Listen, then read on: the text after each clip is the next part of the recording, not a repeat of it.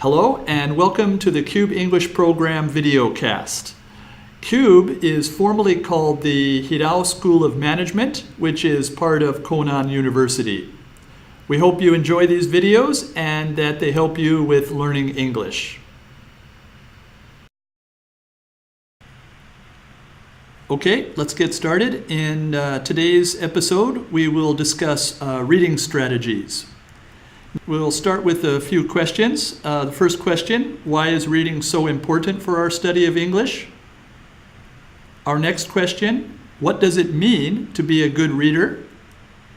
Our next question, what kinds of reading material are most useful? And finally, where can we find these kinds of reading materials? So again, our first question, why is reading so important for our study of English? So one important reason is that with reading, we get repeated exposure to words and grammar in context. So we're not studying words or grammar just by themselves, but within an actual story or within an actual article. Also, with reading, there's easy access. The students can pick up the reading when and where they want. So on demand. And also students have control. So how fast, how much. Our next question, what does it mean to be a good reader? With this question, actually we can think of from two different perspectives.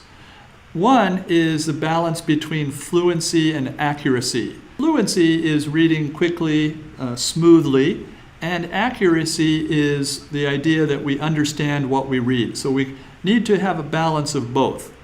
We'll talk about reading speed a little more in our future classes. The other point to consider is being active. So a good reader is an active reader. The third question, what kinds of reading material are most useful? We like to think about a balance between variety and same genre. Try to get a balance between variety and the same genre. Also, we try to consider a balance between challenging reading and easy reading. Especially in our first year at CUBE, we want students to focus a little bit more on easy reading in English. We do this for a purpose. We want them to read lots and lots of easy books. Maybe 80% of the reading that you do should be the easy type of reading. And this is to gain confidence and also to build a strong foundation of the language skills. And finally, the reading material should be interesting. If it's not interesting, you're very likely to not pick it up or put it down very quickly. So try to find stuff that's interesting for you. In this chart, we're going to talk about comparison between intensive and extensive reading.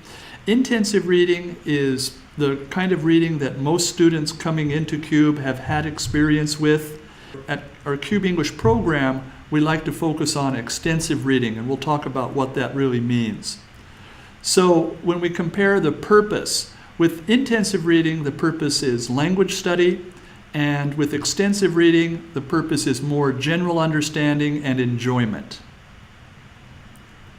With the level, often with intensive reading, the text is difficult, but in extensive reading, we're looking for books that are easy, something that we understand almost 100%, maybe 98, 99%.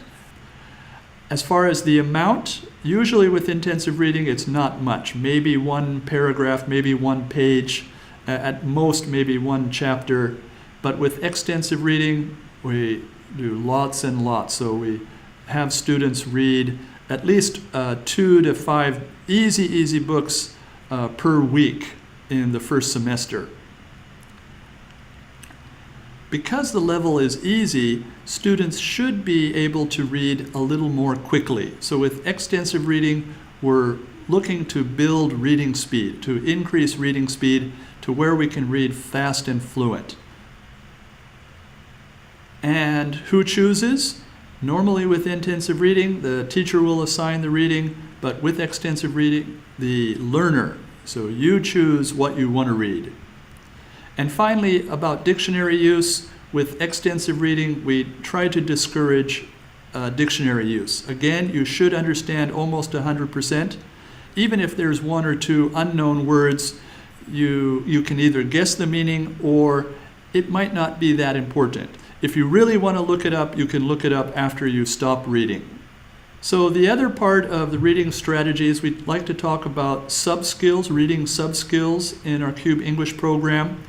The idea of scanning. Scanning is when you're looking for specific information, some kind of specific information that you scan the text for.